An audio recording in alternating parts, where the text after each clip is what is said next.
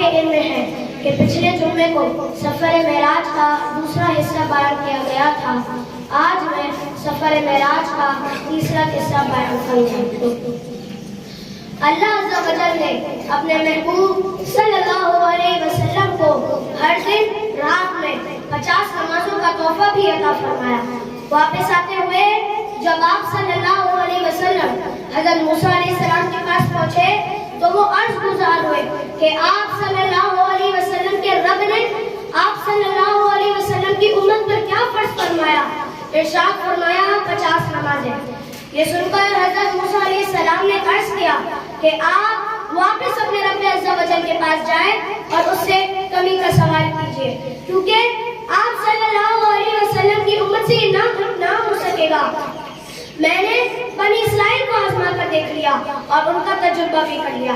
چنانچہ آپ صلی اللہ علیہ وسلم واپس رب تعالیٰ کی بارگاہ میں حاضر ہوئے اور فرمایا یا رب خفف علی امتی، یعنی اے میرے رب میری امت پر تخفیف فرما. اللہ عز و جل نے 5 نمازیں کم کر دی. آپ صلی اللہ علیہ وسلم واپس حضرت موسیٰ علیہ السلام پر تشریف لائے اور فرمایا اللہ عز و جل نے 5 نمازیں کم کر دی ہے.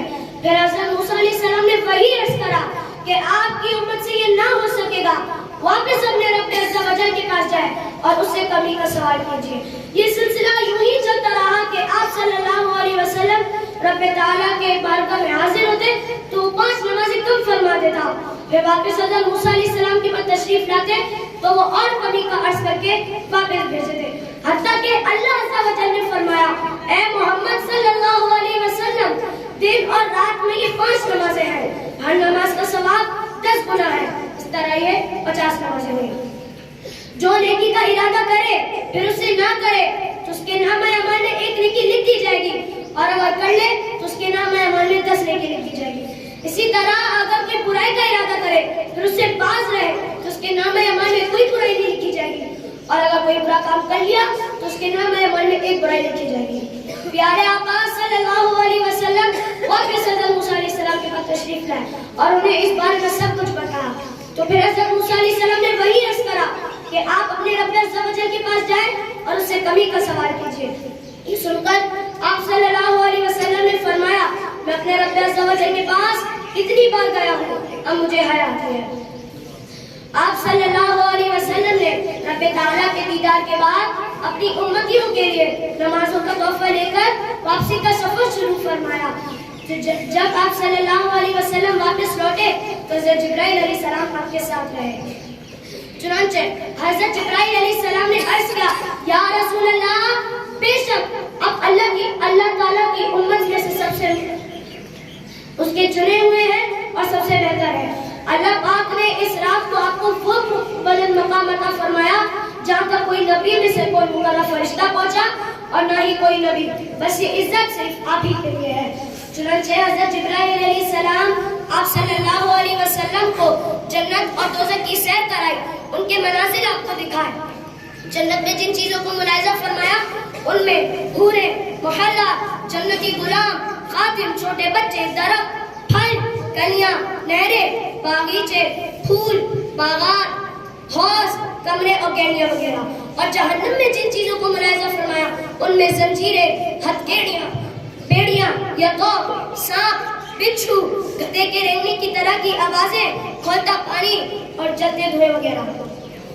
آپ صلی اللہ علیہ وسلم نے واپسی میں جنت اور دوزخ کو ملاحظہ فرمایا اور آسمانوں سے ہوتے ہوئے بیت المقدس پہنچے، پھر وہاں سے مکہ شریف، پھر وہاں سے حضرت ام ہانی کے گھر تشریف لائے جہاں سے اس سفر کی ابتدا ہوئی. چنانچہ ایک روایت میں ہے کہ آپ صلی اللہ علیہ وسلم بیت المقدس تک آئے، حضرت جبرائیل علیہ السلام آپ کے ساتھ تھے، وہاں سے مکہ شریف پھر حضرت ام ہانی کے گھر اپنے بستر پر تشریف لائے، جبکہ رات کا کچھ حصہ ابھی بھی باقی تھا. آپ صلی اللہ علیہ وسلم نے رات گزارنے کے بعد یہ واقعہ لوگوں کو بیان کرنے کا ارادہ فرمایا. چنانچہ ایک روایت میں ہے کہ آپ صلی اللہ علیہ وسلم نے فرمایا مجھے بیت المقدس کی سیر کرائی گئی، اس کے بعد آسمان اٹھے. ابو جہل نے کہا آپ نے اس ایک رات میں بیت المقدس کا سفر کرا اور پھر مکے میں ہمارے ساتھ صبح کر رہے ہیں؟ آپ صلی اللہ علیہ وسلم نے فرمایا جی ہاں. ابو جہل اس بات سے انکار نہ کر سکا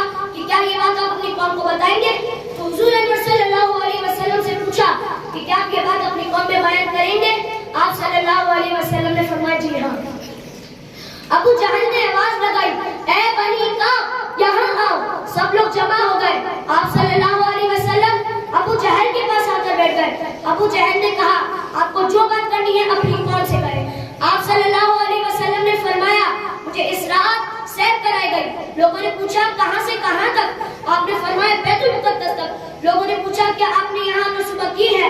آپ نے فرمایا جی ہاں۔ لوگوں نے کہا یہ تو عجیب بات ہے، ان میں بعض تالیاں بجائے، بعض ہنسنے لگے اور بعض نے تو اپنے سروں پر ہاتھ رکھا۔ اس معاملے کو محال اور تعجب کی نگاہوں سے دیکھا گیا۔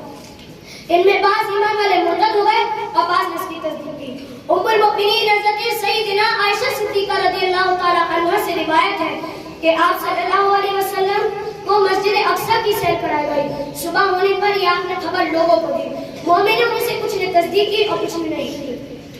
کچھ مشرکین حضرت ابوبکر صدیق رضی اللہ تعالی عنہ کے پاس آئے اور کہا کہ آپ اس بات کی تصدیق کرتے ہیں جو آپ کے دوست نے کہی ہے کہ انہوں نے راتوں رات مسجد حرام سے مسجد اقصی کی سیر کی؟